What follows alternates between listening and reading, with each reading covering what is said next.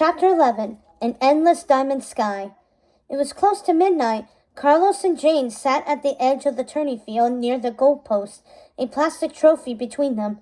He checked the list he and Jane had put together for the quest, and wondered how much longer it would take for the teams to arrive.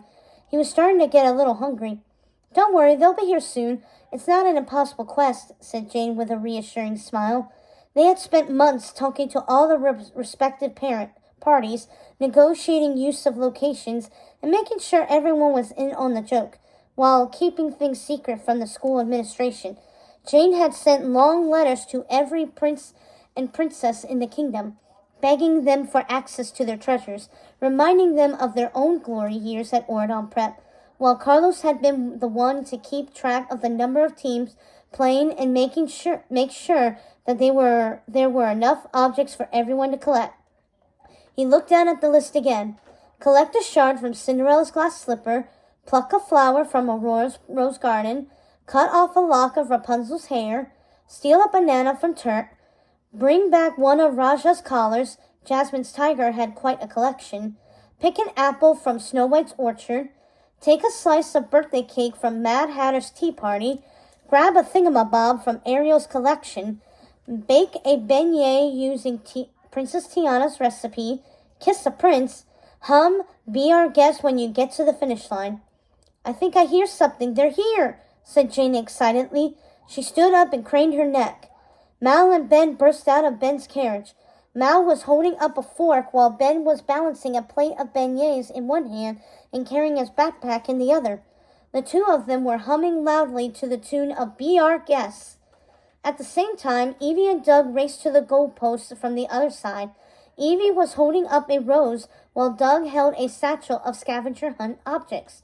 They were humming just as loudly, with Evie occasionally bursting into giggles. It looked like first place would come down to these two teams, but at the last minute, Jay and Lonnie burst from the hedges. Lonnie was carrying a basket with all the items on the list, apples and bananas piled high on top.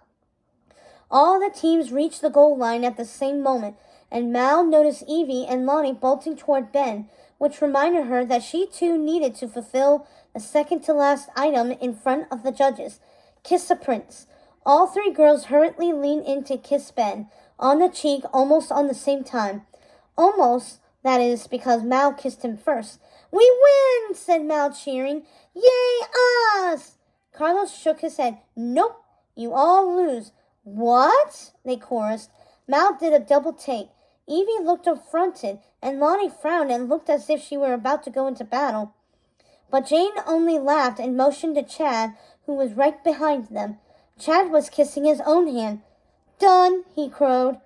"Ben is a king," said Jane. "The quest is to kiss a prince. And, well, Chad is kissing a prince, all right." The group groaned in unison, and Carlos handed Chad the trophy and the gift certificate. "Try the gray stuff. It's delicious," he joked. "I don't think they serve that at Ariel's grotto," said Jane. "I think that's Mrs. Potts' recipe." "Oh, right," said Carlos. "Congratulations, Chad." Chad screamed in delight and danced around the goalposts, hoisting the trophy up in the air as they all looked on with amusement. The rest of the teams arrived, singing and showing each other the treasure they'd scored. "Congratulations, everyone," said Jane. "You are all winners." "Midnight eats from Snow White's snack shack?" Carlos suggested, as his stomach was growling now. A cheer went up from the crowd of seniors, and they all piled back into their carriages, laughing and high-fiving as they went. Over the late-night meal, they relived the highlights of the quest.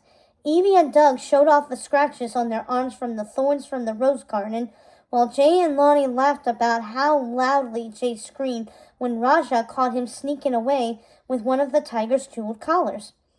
When the laughter died down and the crowd at Snow White's trendy new restaurant began to disperse, Mal cleared her throat and leaned in toward her friends. "So the Royal Council said we can go back to the Isle of the Lost next weekend to talk to the kids there. Sound good to everyone?" "Oh, wonderful," said Evie. "Back to the Isle? For sure," said Jay, who was always up for an adventure. Only Carlos looked hesitant. "Carlos?" asked Mal. "In," he said with a nervous smile. "Always." "It'll be okay," said Evie, placing an arm around his shoulder. "This is just what you wanted. for everyone to hang out and make the most of our time together. Right. Thanks for reminding me, said Carlos. Jane looked a bit worried, but he squeezed her hand. It'll be all right, he said. Maybe my mom will be at the spa. By the way, it was the best senior quest yet. Thanks, you guys, for putting that together, said Evie to Carlos and Jane. Wait till you see what we have prepped for graduation, said Jane. We have something planned for graduation? Asked Carlos. You'll see, said Jane. Carlos beamed. Jane was the best, and actually, her birthday was coming up in a few months. He'd organized something. She was always doing nice things for everyone else, and he wanted to do the same for her. He'd think of something special. He knew he would.